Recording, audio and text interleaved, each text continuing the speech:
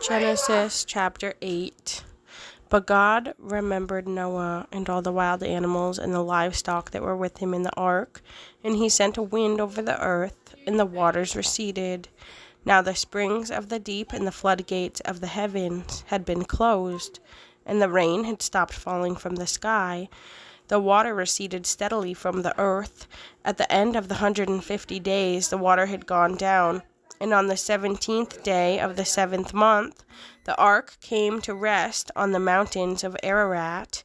The waters continued to recede until the 10th month. And on the first day of the 10th month, the tops of the mountains became visible.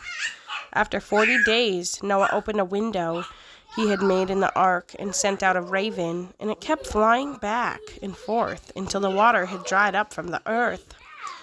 Then he sent out a dove to see if the water had receded from the surface of the ground. But the dove could find nowhere to perch because there was water all over the surface of the earth. So it returned to Noah in the ark.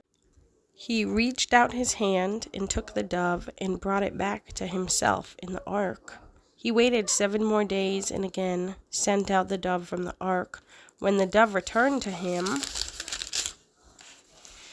in the evening, there in its beak was a freshly plucked olive leaf.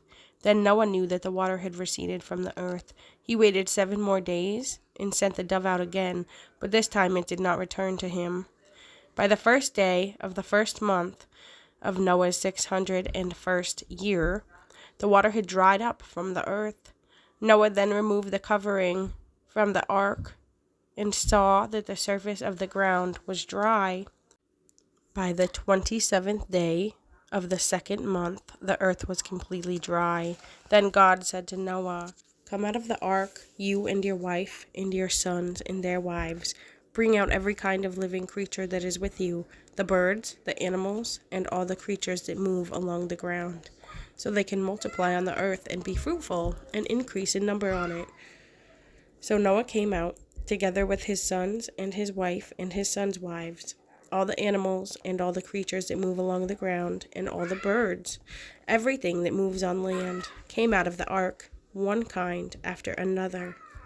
Then Noah built an altar to the Lord, taking some of all the clean animals and clean birds.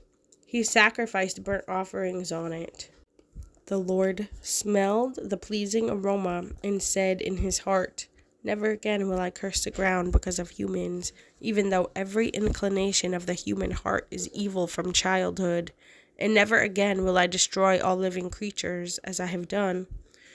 As long as the earth endures, seed time and harvest, cold and heat, summer and winter, day and night will never cease."